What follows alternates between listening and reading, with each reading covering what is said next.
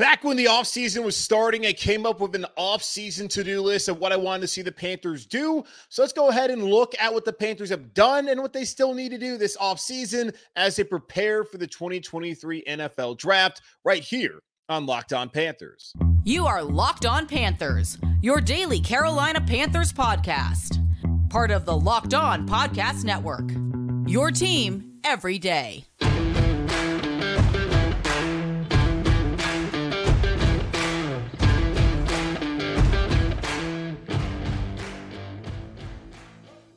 Welcome into another edition of the Locked On Panthers podcast, a part of the Locked On Podcast Network. I'm your host, as always, Julian Council, talking Carolina Panthers with you every Monday, Tuesday, Wednesday, Thursday, and Friday. Your team every day. That's our motto here on the Locked On Podcast Network. Subscribe or follow for free on YouTube or wherever you listen to your favorite podcast. And be sure to follow me, Julian Council, on Twitter at Julian Council, where on Fridays I answer your weekly Friday mailbag questions. To participate this week in a weekly Friday mailbag on Locked On Panthers, either at me or DM me over on Twitter at Julian Council. Today's episode of Locked On Panthers is brought to you by Ultimate Football GM. Have you ever in your life dreamed of becoming an NFL general manager and managing your own football franchise? Well, then this is the game definitely for you. To download the game, just visit ultimate-gm.com or look it up in the App Store.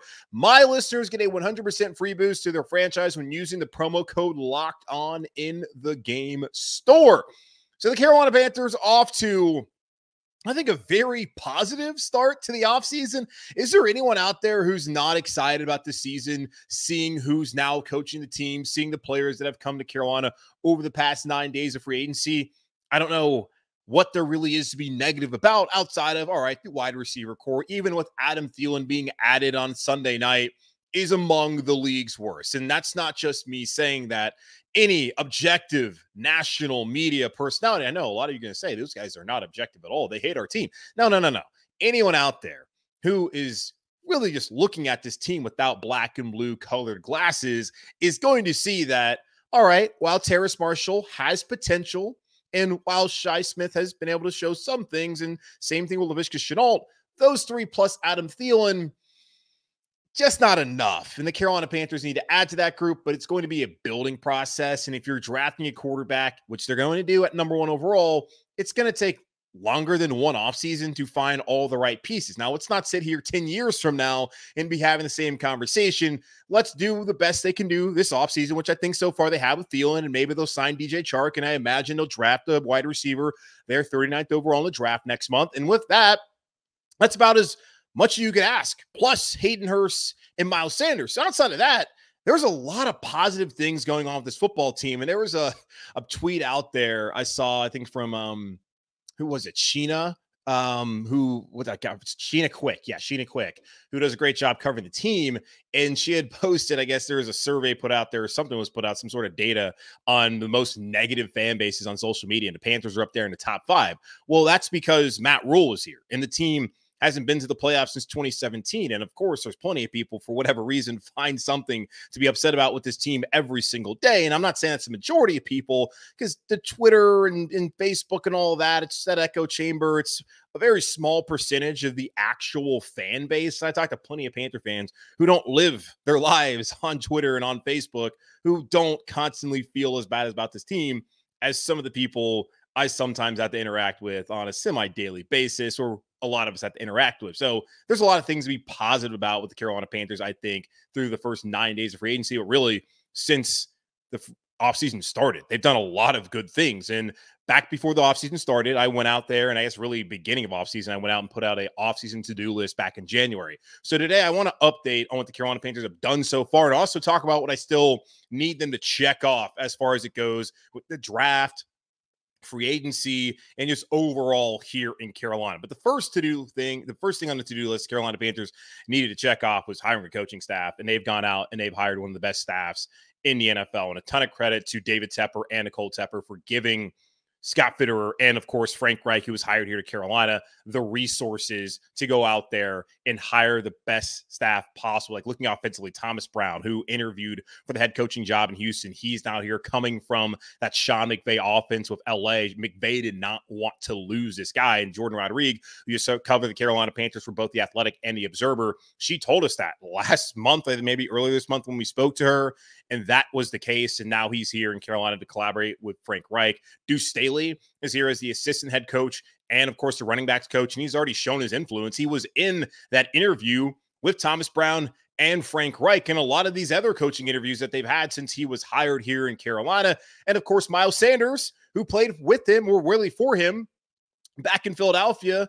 He's now here in Carolina because Deuce Staley said, hey, we need a running back. Miles Sanders, that's my guy. Let's bring him here to Carolina. So Brown, Staley, Josh McCown, who's coming in a little green as far as coaching at this level, will be his first time. When you had Thomas Brown around him, Deuce Staley, Frank Reich, Parks Frazier, who's the passing game coordinator, called plays last year for interim head coach Jeff Saturday in Indianapolis. Sean Jefferson, whose son is Van Jefferson, but Sean Jefferson, a veteran wide receiver from playing in the NFL. He's now over here. And this one actually really hurt me deep down inside. John Lilly, who comes over from UNC to be the tight ends coach, and he did an excellent job with the tight ends at North Carolina. So when I saw he got hired in Carolina, I was like, all right, cool. That's good. At least if he's going to leave the Tar Heels, let it be the Panthers. But damn, I really still wish he was there in Chapel Hill. I think that's a fantastic hire by the Carolina Panthers. Oh, yeah, by the way, Jim Caldwell is here in a senior offensive role, and he's going to basically be kind of Frank Reich's right-hand man who's also living out in the shadows and making sure that everything is working here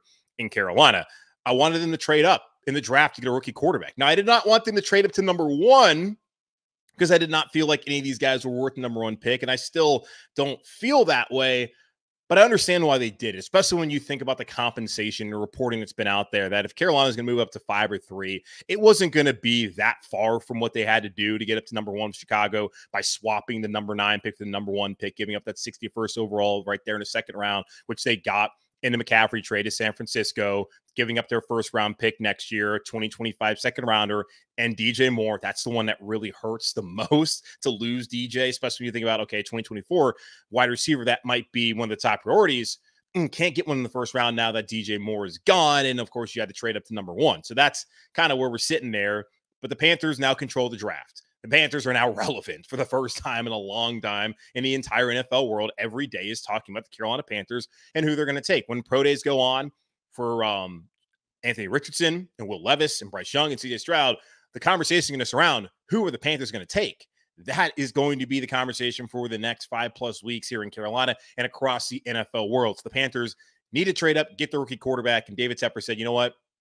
Get all the way up to the top of the draft to ensure that we get our guy and give us the option to potentially move back if we love 2 guys or even 3 guys in this draft. Now, before they do that, they need to bring in a veteran backup, and they've done that with Andy Dalton. I said Dalton, Jacoby Brissett, who's now in Washington, Sam Darnold, who's now in San Francisco. I'll take any of those 3. Just give me someone who can be that bridge if you need him to play, but also that can be a mentor who has experience having started in this league at a young age, which Darnold had and Andy Dalton had in Cincinnati being their starter when he first got into the league as a rookie. And that was brought up by Scott Fitterer on Monday when speaking to the media, how Andy Dalton's been in the situation that the rookie is going to come into Carolina. Now, the rookie might not start day 1, even if he does or doesn't. Andy Dalton can relate to the situation just like Josh McCown can relate as far as, hey, he's played in the league. Now, he has not played nearly as much as Andy Dalton has in the NFL, but he has that experience, and Dalton has even more of it, having played more and also being in the same situation that the rookie's going to likely come in here to Carolina. The top priority going into the offseason, re-signing Bradley Bozeman. The Carolina Panthers have done that 3 years, $18 million, $10 million guaranteed. That's his signing bonus, plus a 2023 salary, then $4 million of 2024. The out is after the 2024 season. So Bradley Bozeman, going to be here this year and next year at the very least. And I hope he's here as long as the Carolina Panthers want him, as long as he wants to be here. And as long as he's healthy and contributing, because he certainly has turned into one of the key pieces of this Carolina Panthers offense, especially thinking about a rookie quarterback coming in this situation. Now, this one will kind of surprise you in a way, but I did write this down. I don't think I went over it in the initial offseason to-do list because it had already happened. But re-sign J.J. Jansen, the longest tenured Carolina Panther, a core special teamer, actually a leader within this locker room, the man that Matt Rule tried and failed to replace by drafting Thomas Sanders out of Alabama in the 6th round 2 times. He tried to replace JJ Jansen back in 21, didn't work. Last year, didn't work. JJ Jansen is flawless. You cannot get rid of this man, him in the number 44, put it in the Hall of Honor one day. Maybe, kind of kidding, but also that would be super awesome that happened. But 1 year, $1.3 million, JJ Jansen back here and an improved special team unit with him as one of the specialists, along with Johnny Hekker. And we're still trying to figure out who the kicker is going to be. More on that later. But bring back JJ Jansen. Thought that was an important signing because you can lose games if a guy has a bad snap on an important field goal or extra point late in the game. JJ Jansen, that's not a problem here in Carolina. Never has been, and hard to see it ever being a problem. Pass catching tight end. The Panthers had to do something. It could not be Ian Thomas who took a pay cut. Could not just be Tommy Trimble. They needed to get someone who actually has done it at the NFL level, and they did that with former first-round pick and Hayden Hurst, 3 years, $21.75 million, $13 million guaranteed. Is he the best tight end in the NFL? No. But he's someone who has played competitive football last year in Cincinnati and was a key piece of that offense that has a ton of receivers. Hayden Hurst is out there playing his role, holding his own. Now he's here in Carolina, back in the Carolinas after going to South Carolina, playing for the Gamecocks. Happy to have him. And then one of them, the last one I'm going to bring up here that the Carolina Panthers have so far done on my offseason to-do list that I felt like might have actually been one of the most important, because really, if you look at it, okay, you got to hire a coach. All of that's important, making sure you have the right foundation around the quarterback as far as the offense goes defensively, bringing in Jero Vero, Jonathan Cooley to coach secondaries, Todd Washer on a defensive line, Tim Lukabu with outside linebackers, Peter Hansen inside linebackers, D'Angelo Hall going to be assistant cornerbacks coach. We got Burt Watts working with the safeties. Oh, yeah, and the first ever Panthers coach, Dom Capers, is back here in a senior defensive role. Like, it's important to get the right staff. It's also important to, make sure you're in position to get a quarterback, because the biggest thing about this offseason outside of bringing in a new regime is getting your franchise quarterback. And Bozeman, he was huge. Man, Shaq Thompson is a leader on this team, and he's played on a lot of bad football teams, but he's always been consistent. He's played injured. He's come out, been a leader on this team. He's really played well the last couple of seasons. That's someone I did not want to see leave Carolina, especially when you look at the linebacker situation, because it's him, it's Frankie, and that's basically it. Now that Damian Wilson is gone, we also have Corey Littleton as a free agent. Maybe he comes back here. I heard someone mention that could be an option still for the Carolina Panthers. And Brandon Smith, haven't seen enough out of him to believe that he's ready to step up and be in that starting role. If they let Shaq Thompson go, I don't know what they were going to do at that position other than maybe sign someone cheap and draft a linebacker. But at what point in the draft would they be able to do that?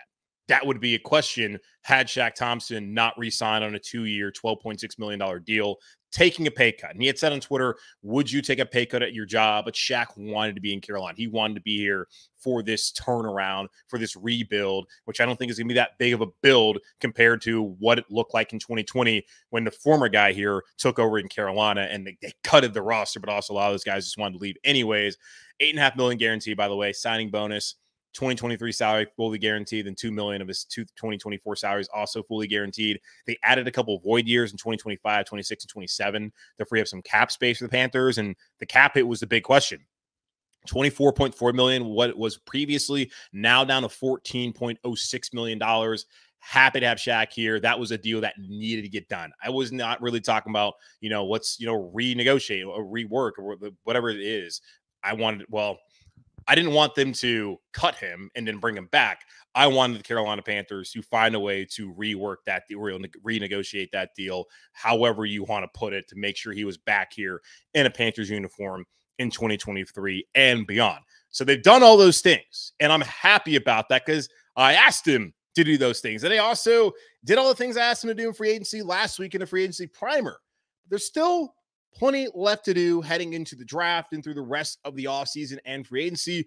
We'll go over what's left for the Carolina Panthers to do this offseason here in just a moment on Locked On Panthers. But before we get there, y'all, the men's and women's tournaments are heating up, and now is the perfect time to download FanDuel, America's #1 sportsbook, because new customers get a no-sweat first bet up to $1,000. That's bonus bets back if your first bet doesn't win. Just download the FanDuel Sportsbook app. It's safe, secure, and super easy to use. Then you can bet on everything from the money line to point scores and threes drained. Plus, FanDuel even lets you combine your bets for a chance at a bigger payout with a same-game parlay. So don't miss the chance to get your no-sweat first bet up to $1,000 in bonus bets when you go to FanDuel.com/lockedon. That's FanDuel.com/lockedon to learn more. Make every moment more. FanDuel, an official sports betting partner of the NBA.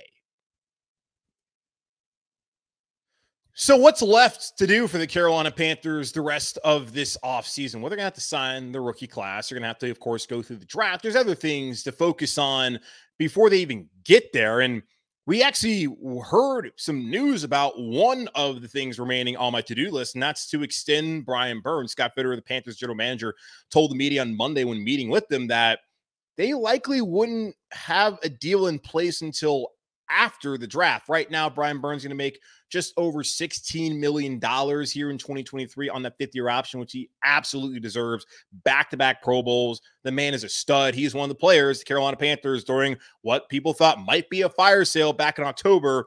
He's one of the guys that said, nope, 2 first-rounders, we're good. We want Brian Burns. We're trying to build around Brian Burns. He's one of our leaders. He's also one of the youngest emerging pass rushers in the league, and you think about it, that's one of the top positions that you need on your roster. And looking around the rest of the roster, the Panthers don't have somebody you can really depend on to go out there and to rush the passer and to be as energetic and as good of a leader as Brian Burns is on this roster and in this locker room. So why would they give that up? And they have not done that. Now, when you do that, you decide that, okay, we love Brian. We're not going to trade him away for 2 first-round picks. You got to pay the man.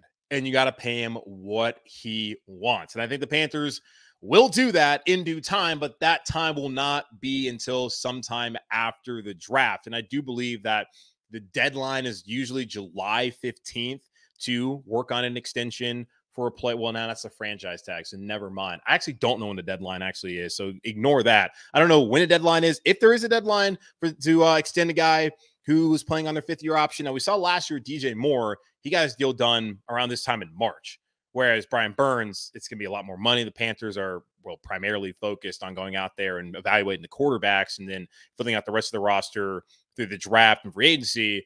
Then they'll decide, all right, hey, what do we want to pay Brian? Because get that done now. I don't want them to sit there and mess around and Brian Burns goes out there, has 20 sacks, he's an all-pro, and then he's out in the market, and they're like, all right, we're going to do the 5th-year option. Let's not do that. No, not the 5th-year option, rather, the franchise tag. Don't do the franchise tag. Pay the guy what he's worth. And Brian Burns, get what you're worth. If they don't want to pay you what you're worth, then hold out until you get the money. Now, not hold out as far as don't come to activities and all that kind of stuff. I'm saying hold out as far as signing a deal until they give you what you want. But the Carolina Panthers, they got to bring back Brian Burns. And I really don't know what kind of leverage they have at all based on what I said earlier with them deciding that, nope, 2 first-round picks, I'd rather have Brian Burns. And I'm also players over picks anyways, and who knows whether those picks would have ended up being high enough to replace Burns, but even, better, the guys who they eventually took, than what Brian Burns has been for the Carolina Panthers. Now, it's not just Burns who the Panthers need to work on as far as extending and going out there and taking care of financially. Derek Brown, 5th-year option, deadline's May 1st. He had an excellent year last year in his year 3, taking that jump from year 2 to 3, finally seeing Derek Brown, be, I might have said Derek Burns, didn't mean saying that. Finally seeing Derek Brown be the kind of player that we hoped he would be out of Auburn when they drafted him 7th overall during that pandemic 2020 draft. Awesome player. Want him here in Carolina for as long as we can have him. Now, he's going to fall into the tier 3 of the salary as far as it goes at the 5th-year options. It consists of players who played at least 75% of snaps in 2 of their first 3 years. Also, guys who have either crossed the 50% snap barrier in each of their initial 3 slates. Hold on, let me do that again. Tier 3 consists of players who played at least 75% in 2 of their first 3 seasons. Those who average at least 75% snap share through the 3 seasons, or those who have crossed the 50% snap barrier in each of their initial 3 slates. So that is absolutely Derek Brown, because he's been a starter every year. I think he's missed like maybe 1 game, if he's even missed a game at all here in Carolina. He would be set to make $11.67 million in 2024 if the Carolina Panthers do, in fact, exercise his 5th-year option. Now, had he already been like an all-pro or something like that, it would have been 18 mil. And that's, of course, a $7 million difference. The Panthers should very easily be able to do this with Derek Brown after what he's shown. And also the fact that they did not want to trade him away. It's a very simple decision for them to go out there and do. The same thing with DJ Moore a year ago. Same thing with Brian Burns a year ago, or at least 2 years ago with DJ Moore. And then last year, Brian Burns. This is a no-brainer. If you gave Sam Darnold the fifth-year option without even watching him play, you got to give Derek Brown his fifth-year option as well. Now, one thing we have not really discussed is what's going to happen at kicker. I said I want them to re-sign Eddie Pinheiro. The Panthers have not made a decision on either taking Pinheiro and bringing him back or releasing Zane Gonzalez. Now, if they did release Zane Gonzalez, whether it was pre or post June 1st, they're going to save about $1.7 million against the salary cap. My thought process is, all right, you got a good kicker in Zane Gonzalez. You had a good kicker in Eddie Pinheiro, who's made like 20 straight field goals. The dude has not missed since he, unfortunately, helped cost him the game in Atlanta in that overtime heartbreaker back in October. So you don't have a bad kicking situation. Gonzalez, though, has not been able to stay healthy. He had the issue where he slipped on the turf last year, and he slipped on frozen field in Buffalo the year prior, and he's had the groin and the hamstring and all that kind of stuff. So you wonder about his durability. Pinheiro, he's also had an injury history in the past, but he came out there and he bounced back after a lot of people were like, oh, cut the kicker. No. Make him walk back from I-85 from Atlanta back to Charlotte, but don't cut him. And he went out there and he made up for it, and he was excellent the rest of the way. One of the best kickers in the NFL in 2022. But do you bring him back? Do you bring Zane Gonzalez back as well? Like, what do you do? I think that they should keep Gonzalez under contract and then sign Pinheiro to a deal and let them compete. Now, there could be a team out there that wants to sign Eddie Pinheiro. And right now, I've not seen a team do that. Now, the Panthers have to be cognizant of that as well. And they also have to understand that Chris Tabor is the one who suggested him. And Chris Tabor absolutely nailed that. And when you're hearing Frank Reich say, hey, Chris Tabor can be a head coach in this league one day, maybe you should listen and value his opinion even more when it comes down to, hey, who would you rather have, Pinheiro or Gonzalez? Now, you worked far more with Pinheiro because you've been with him in the past in Chicago and this past season. Who do you think is the best kicker? Like, how do we handle the situation? That's something that Scott Fitterer and obviously Frank Reich should also be asking him as they try to make this decision. I saw someone put out a report about this. I have not seen anyone else report on what the Panthers can do at kicker. I had Googled it before. Haven't seen anything about that. So I still think they should sign Pinheiro. If it's possible to do that, if it makes any sense to be able to have two guys under contract, have them battle it out, because competition, iron sharpens iron, pressure makes diamonds. I would love to see that happen in Carolina to ensure the Panthers are going to have a good kicker, and there's no concern heading into 2023, especially at a position that used to be an annual question after letting Graham Gano leave for whatever reason. And one other thing, too, bringing in a veteran cornerback. I talked about Rock Ya-Sin, on Monday, who played for Frank Reich in Indianapolis, had a good year last year in Las Vegas. Could he be someone who comes in and gets a visit? They might be signing him to like a one-year deal. Is there someone out there? Because right now we have just not seen enough. And Scott Fitterer was asked about how they would line up with some of the guys out there with like Jeremy Chin in his new position being more of a big nickel, kind of that dime linebacker, how they're going to utilize him, and saying, okay, JC can play in the slot. You can have CJ Henderson out there on the outside. Same thing with Dante Jackson.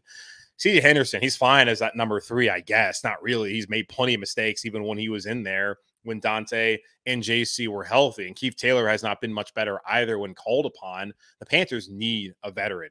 They need another corner out there who we can actually, feel a little bit better about compared to the other guys. And a lot better would be preferable. So I think the Panthers need to go out there, find a veteran, at least to bring in. And whether they make the roster or not, they got to find somebody to try and push these other guys to get them to that next level, because we have not seen it from Henderson or Taylor in their 2 years here in Carolina. And again, from Monday, a couple of the other needs that Scott Fitterer brought up were like they could get a big defensive lineman, finding someone to stop the run, especially at the edge on the outside. That's been a need for the last 2 years. Another edge rusher, I would think that's probably going to come by the draft. And I did go over some edge rushers on Monday. There's plenty of options. Now, can they come in for the right price? We will see. Vertical speed at wide receiver. Could that be DJ Chark? That would be awesome for Carolina. Also an inside linebacker. They've talked about that. And I'm thinking, this is me just saying this now, a wide receiver in the draft, maybe 2, but definitely one right now at 39th overall coming up here in the draft next month in April. So those are what's left to do for the Carolina Panthers on my offseason to-do list. Now we know the Carolina Panthers are going to draft a quarterback, and we know that the top two are CJ Stroud and Bryce Young. Well, a couple of mock draft 3.0s came out on Tuesday with, of course, one taking Bryce Young and the other taking CJ Stroud. I'm wondering in my head, which of those would cause the least controversy among Carolina Panthers fans on socials and out here in the real world? We'll talk about that here in just a moment on Locked On Panthers. But before we do that, today's episode of Locked On Panthers is brought to you by Ultimate Football GM. You've heard me talk about this mobile game app, and if you've ever thought that you would make a good GM, you got to give this game a try. It's not as easy as you might think to create a dynasty. When you play Ultimate Football GM, you get to control and manage every strategic aspect of your team as you play through seasons and lead your team to glory, trying to build a historic dynasty. With Ultimate Football GM, you're responsible for controlling the destiny of your franchise by hiring the right coaches and coordinators, managing all the finances, including negotiating player salaries and terms, navigating your franchise through free agency, the draft, injuries, players/personnel issues, and all the ups and downs of a season. All of this in a challenging and realistic game world. Ultimate Football GM is completely free and playable offline. Play on the go as you want and when you want to. Locked On Panthers listeners get a 100% free boost to their franchise when using the promo code Locked On in the game store. That's Locked On in all caps, so make sure to check it out today. To download the game, just visit ultimate-gm.com or look it up in the App Store. That's ultimate-gm.com. Ultimate Football GM. Start your dynasty today. CJ Stroud or Bryce Young? A question we're going to ask ourselves for the next 5 weeks as the Carolina Panthers lead up to the 2023 NFL Draft taking place in Kansas City on April 27th through the 29th. But on the night of the 27th, we will finally, at long last, have our answer on who the Carolina Panthers next, fingers crossed, franchise quarterback will be here in Carolina. And of course, with that, we're going to have 5 weeks of mock draft 3.0, 4.0, 5.0, 17.0. Who knows how many .0s and maybe even .2s or 1s we might see from some of these men like Daniel Jeremiah, Mel Kiper Jr., who both came out with mock draft 3.0. And I will say, these guys are kind of slacking. How are we right here 9-10 days into free agency and you've only come out with 3 mock drafts? Now, I did say send every mock draft to hell. Now, with Daniel Jeremiah and Mel Kiper Jr., these guys are actually plugged in to this cottage industry of predicting what's going to happen in the draft and being, of course, mainly wrong. But either way, they get source information. They're on the ground talking to general managers, talking to head coaches, maybe even some owners, and trying to figure out, hey, wink, wink, nudge, nudge, who do you think you're going to take? Well, Jeremiah decides that he thinks right now, mock draft 3.0, can change his mind later. Don't forget that the Carolina Panthers will take Bryce Young, quarterback out of Alabama, saying the Panthers will do their homework on this year's top quarterback prospects over the next month as pro days are going on. But I believe Young is the best of the bunch and will emerge as their target. So that's Daniel Jeremiah's belief. That'll be Bryce Young. Mel Kiper Jr., who again, slacking mock draft 3.0, that's it. It should be at least at 7.0, says the Carolina Panthers will take CJ Stroud, quarterback, Ohio State, saying that I'm leaning towards Stroud based on what I'm hearing. Again, source information there. He's super accurate, has impressed everyone throughout the pre-draft process, and is the ideal size profile of a recent Frank Reich quarterbacks. He has a slight edge over Bryce Young based on fit. Now, remember on Monday, Frank Reich said, you guys need to stop trying to pigeonhole me and stop trying to put this label on me that the only quarterbacks I'm going to take are guys who are like above 6'3", 6'4", 6'5". Like, that's not at all the case. Yes, he has mentioned before that Bryce Young's size is a little bit concerning, but he's also noted that he's more concerned about who can play the position, who can be accurate, who can lead the team, who can do all the little things throughout the week. It's not just about, oh, man, who's the biggest guy? Because if that was the case, then Anthony Richardson would be the no-doubt first-round pick. Could still be the guy. Or first overall pick. Could still be the guy they take. Could be Will Levis. Because you look at those guys, aren't they a little bit more physically imposing than both Stroud and Young? If we're just looking at pure traits and size. But according to Daniel Jeremiah and Mel Kiper Jr., neither one of them are worth the number 1 pick. And that's interesting because Mel Kiper Jr., he has Will Levis at the top of his board. Now, what he's hearing is he thinks the Panthers are leaning towards Stroud. So we'll see how that works out. As far as top of his board, I mean top quarterback the last time I checked. Maybe that changed. He's been pumping up Will Levis for months now, making every excuse in the book for Will Levis and why he struggled at Kentucky this past season. Plenty of them are actually reasons, but also I don't see any excuses for anyone else. But either way, there we are. Bryce Young, CJ Stroud. That's what Jeremiah and Kiper think, respectively. That's all well and good. And I do believe that those are the top two guys. And I'd be totally fine with any of them. And if the Panthers draft Levis or Richardson, I'll also be like totally fine with it, because I'm just going to sit here and hope and believe that Frank Reich and Scott Fitter are making the right decision, and that this coaching staff can coach those guys up and get them to perform. Because if they don't, they'll be fired. I'll be talking about a bad football team. Tepper will be pissed. And we'll be right back in a situation probably 4 or 5 years from now. Now, hopefully that's not the case and they get the right guy, which I think is more likely going to happen if they go out and draft Bryce Young or CJ Stroud. Now, for me and my peace of mind, I want them to take someone who's going to cause the least amount of debate once he's here in Carolina. And when looking at the two, I think it's fairly easy to say that CJ Stroud would cause the least amount of controversy. I know someone just stopped and said, no, that's not true. CJ Stroud is worse than Bryce Young. Okay. Take a deep breath. It's going to be okay. You have to make it through the next 5 weeks, and you cannot react that way. Well, looking at it, CJ Stroud's accurate. He's gone out there and impressed everyone with the interviews, the way he's gone out there and just conducted himself through the combine, where he was just launching it, and so was everybody else. But he's looked great. And you really go back to that Georgia game when there was a lot of questions about CJ Stroud that were answered on that evening on New Year's Eve. And even in a loss, all you could say about CJ Stroud was, okay, he's got everything that you're looking for. He's got the tools. Now, the only thing I feel like people are going to say about CJ Stroud that's going to be negative about him is, oh, he went to Ohio State. And because Cardell Jones didn't become the guy, and that Troy Smith didn't become the guy, and that JT Barrett, are we throwing him out there? He didn't even get drafted. I don't know, but for whatever reason, and Dwayne Haskins probably makes more sense, rest in peace, who did not pan out at all in Washington. And I don't know how much of that was just his overall play, but also some of the issues that he had just, maturity-wise coming up and playing in the NFL.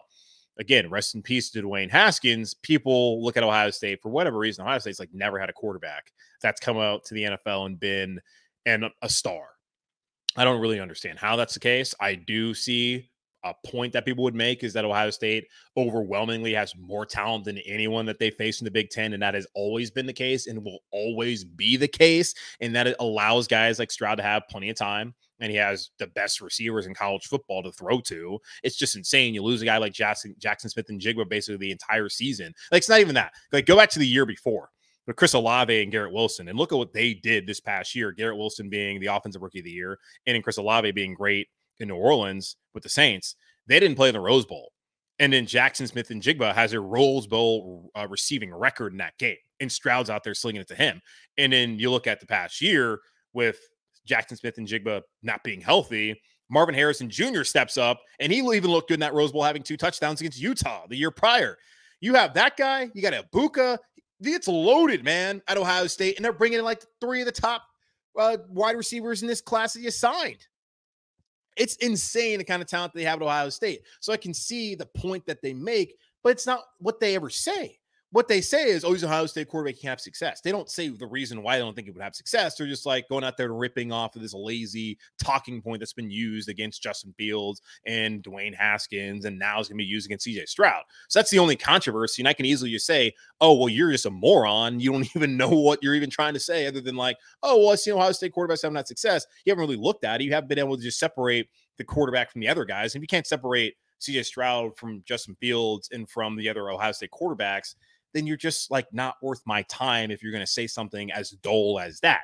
Now, with Bryce Young, the controversy will come down to his size and how he weighed in at 5'10" or 204, and he's weighed in at 204, and he's at 5'10", 5'11". I can't remember which one it is. He's smaller than me. Again, I told you on the show yesterday, I'm 6'1", 208. I'm bigger than Bryce Young as far as the pounds and the height. Now, he's definitely going to be stronger than me. I would imagine he would, because I can't go out there and play an SEC football game, let alone go out and play in the National Football League, which he's going to get an opportunity to do this coming fall.